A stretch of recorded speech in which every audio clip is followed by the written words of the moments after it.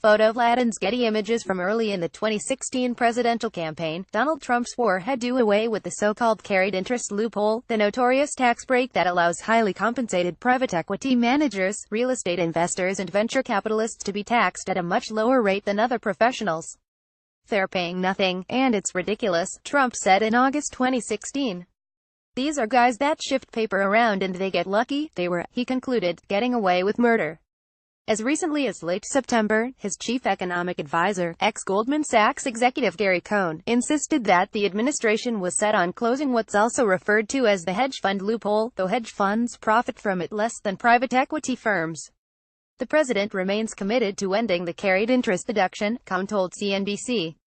"As we continue to evolve on the framework, the president has made it clear to the tax writers and Congress. Carried interest is one of those loopholes that we talk about when we talk about getting rid of loopholes that affect wealthy Americans."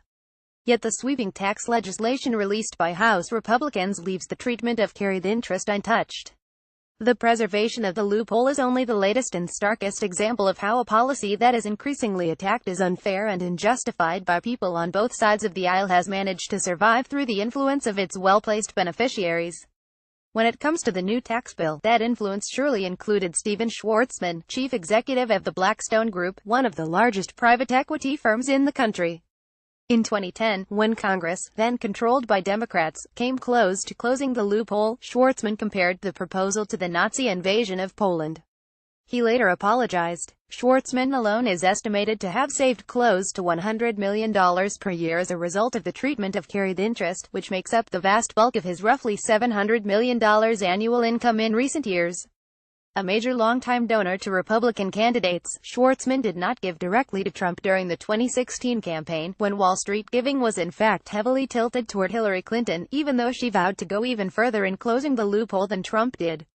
But Schwarzman quickly emerged earlier this year as a leading and highly influential advisor to Trump.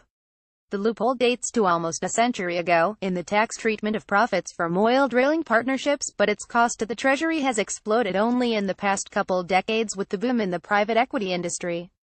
Those who manage the investments in private equity funds are typically compensated in two different ways, with a 2% fee on the funds under management, and with a 20% cut of the gains they produce for investors, their carried interest.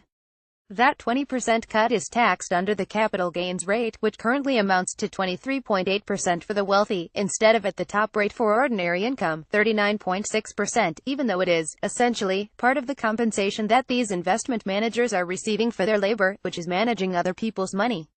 The loophole has also been very valuable to partners in large-scale real estate investments such as Trump himself. Estimates of the loophole's total cost to the Treasury range from $1 billion per year to more than $10 billion. Defenders of the loophole who reject even the term loophole have long argued that applying the lower capital gains rate to carried interest justly rewards the risk-taking involved in private equity partnerships. But in recent years, even some people within the industry have grown more muted in their defense, as the loophole has become increasingly implicated in soaring incomes at the very top of the ladder. For instance, David Rubenstein, the co-founder of another very large private equity firm, the Carlyle Group, in recent years has shifted from explicitly defending the loophole to rebuffing legislative attempts to close it by arguing that it would be better addressed as part of comprehensive tax reform.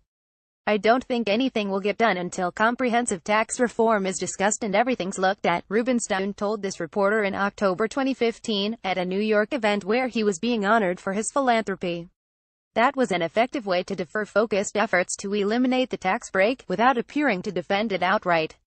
And now a comprehensive tax reform bill is finally on the table. And closing the loophole is not in it.